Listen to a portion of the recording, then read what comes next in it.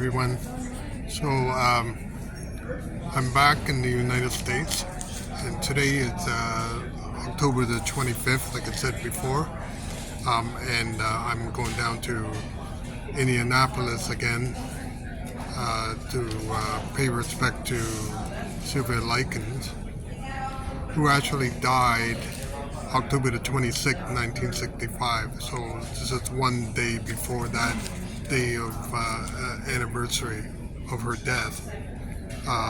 Earlier, I was rushing down to the Toronto bus station this morning to catch the bus, and I was running really fast because I was actually late. But thank God, when I got there, the bus was also late, so I didn't miss my bus. So I'm here now in Detroit, and what I like to do this time I'm here making this video, is to actually try to coordinate the events as they occurred and the actual days and dates in which they occurred. So today is October the 25th, 2023. So back in 1965, also October 25th, I'm going to read some of the things that happened. By this time, Sylvia had already been branded with these words, "I'm a prostitute and proud of it." Gertrude had instructed her henchmen to tattoo her with these words. There's apparently a real fascination about sexual elements relating to Sylvia Likens on the part of Gertrude. She was very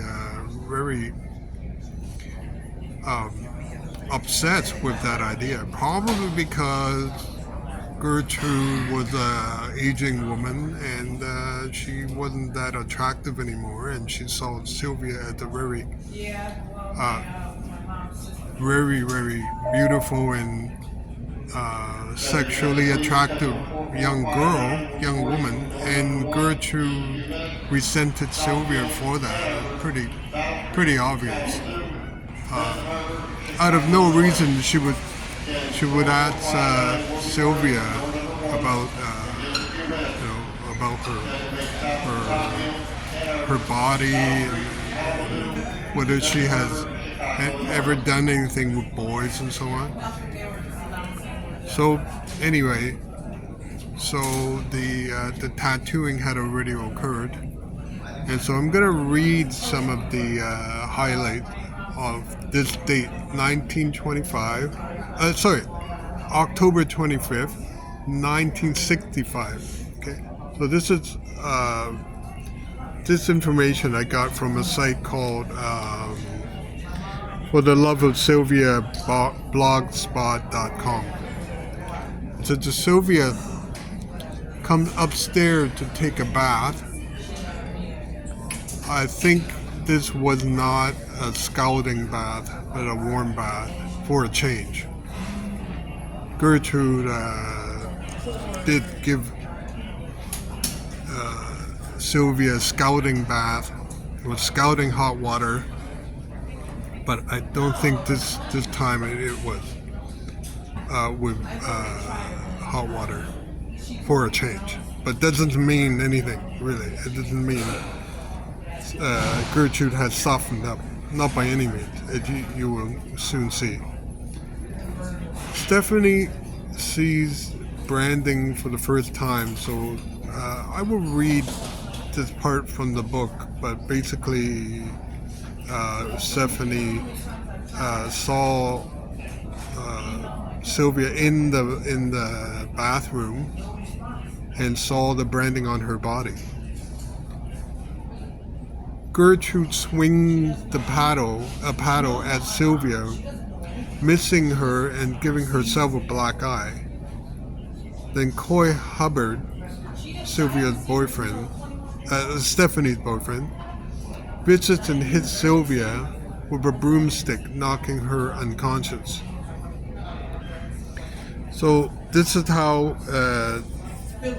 October 25th, 1965 ended. So Sylvia was hit by Coy Hubbard and was knocked unconscious. Now, on crossing over to October 26th, and I will read this in just a minute, that there was banging heard with a shovel, and it was around midnight when Mrs. Vermillion, the neighbor that lived next door, heard this noise and was going to do something about it, but the noise stopped at 3 a.m. and so Mrs. Vermillion never did anything about it. Okay, now I will read from the book, House of Evil. Okay.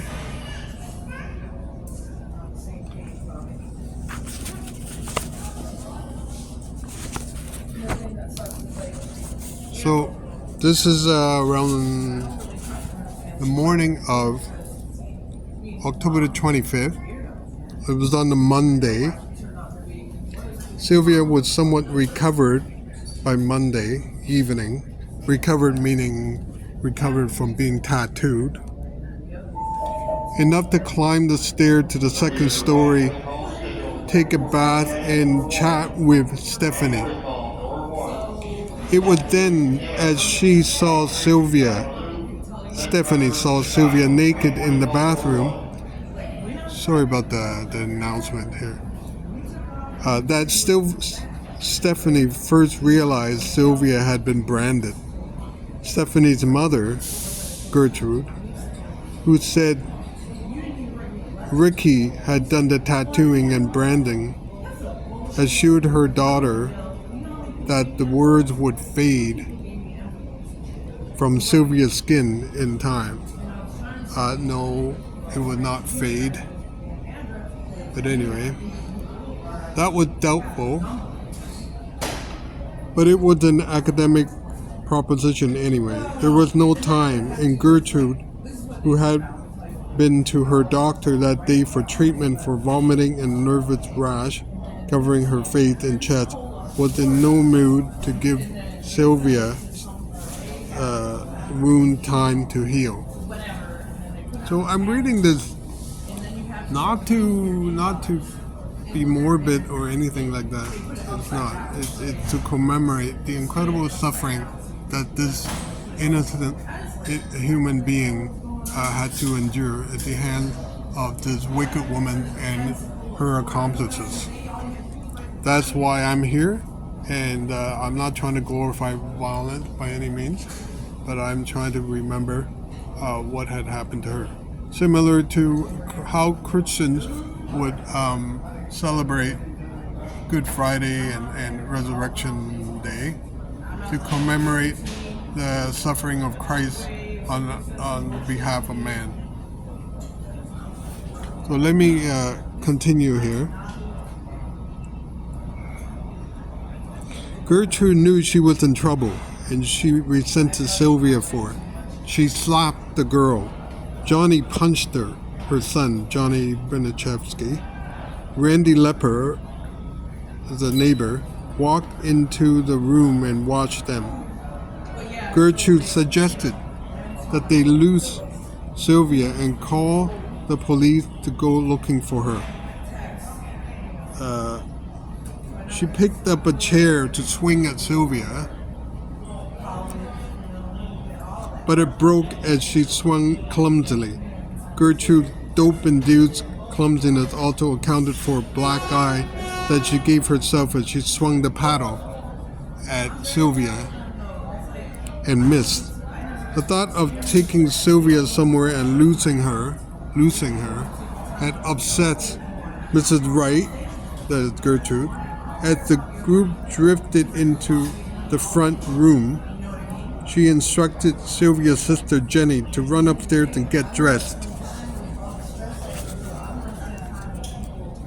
You and Johnny are going to blindfold her and take her to Jimmy's forest.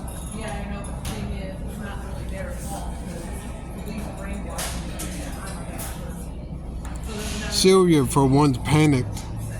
She made it as far as the front porch, but Gertrude dragged her back inside. Worried about the girl's unhealthy look, Mrs. Wright tried to make her eat 2 pieces of toast. "I can't swallow," Sylvia mumbled through her swollen mouth.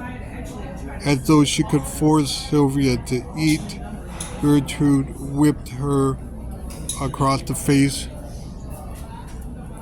with a brass curtain rod again and again until the pieces were bent into right angles. Coy Hubbard is Stephanie's boyfriend, the judo flipper,